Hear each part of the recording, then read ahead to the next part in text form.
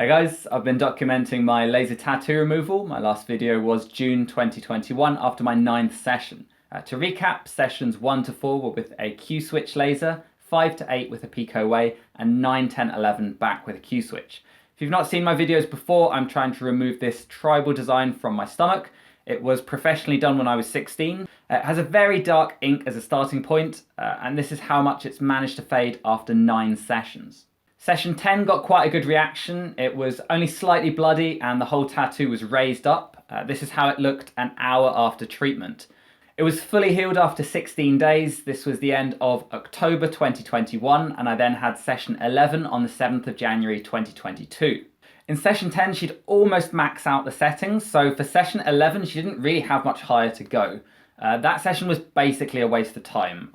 The ink did rise a little bit, but it was fully healed in 72 hours. I actually requested and received a full refund for that session. Fast forward to March, 8 weeks after it healed, it looked like this. The Q-switch had taken me as far as it could, so I needed to track down a better laser, which would be a Pico Shore.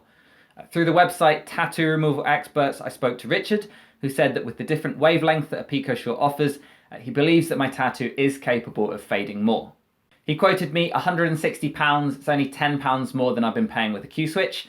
He's located in London near Chiswick Park on the District line. He's a really nice guy and he's been doing this for 11 years. So far I've been going to skin clinics that offer other things like facial peels, other anti-aging stuff, whereas tattoo removal is all that he does.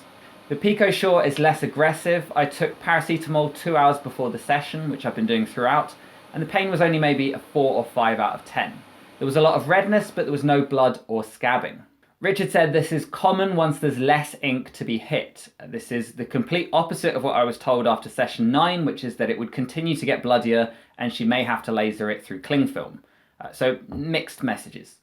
Given there was no blood, he just put some aloe vera on it and sent me on my way. He said that some clinics patch you up like you've had an actual tattoo. This is what I experienced with the skin clinic in my first few sessions there.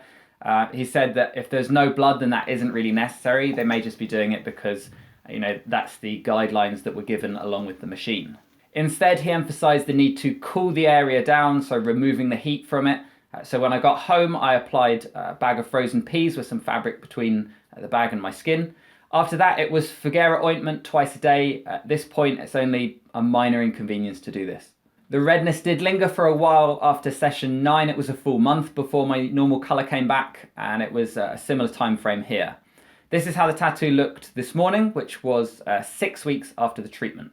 The ink tends to look stronger right after a session, but the fading continues for up to 6 months. I was close to maxing out the settings on the Pico Shore, so I'm going to draw on my experience from the Q-switch, and I've considered this my final session. It's been almost 3 years since I took my top off outdoors, and I'd like to see what the tattoo looks like when I get a bit of a tan. I'm going to do that following the guideline of using a Factor 50 sun cream on the tattoo itself. When I started this process, I was really determined to see it fade completely, and I would have considered anything short of that a failure.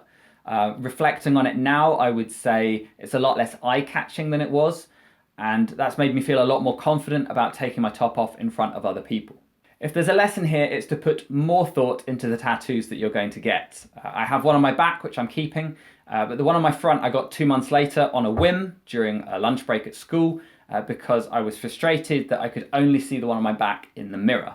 I tried to summarize my experience with this graph of enjoyment with age. I got a lot of attention before I turned 18 because it was seen as rebellious. Girls didn't really care what the tattoo was, it's the fact that I had one, or well, 2. I'd say 90% of the enjoyment it brought me was before I turned 18, and then after that, everyone started getting them. By 25, I was unhappy with it, and I had to choose between modifying the existing design or paying a lot more to endure a 2-year process to remove it. Back then, I didn't want to invest the time or money to remove it, which ultimately meant paying more to remove it now. I chose to get it removed when I was 32, and the main image I had in my head was being on holiday with my future children and, being by the side of the pool and then being embarrassed that I was, poolside with my top off with this tattoo on my stomach. I could have happily kept it another few years, but I was kind of getting the jump on what I was predicting would be an increasing level of regret with each year that I kept it. Thanks for watching. If you're in the process of getting a tattoo removed, I'd love to hear how it's going, how many sessions you've had, what the experience has been like so far. So just drop a comment below. And then anyone who's thinking of getting a tattoo removed can read those comments and hopefully make a more informed decision. Cheers.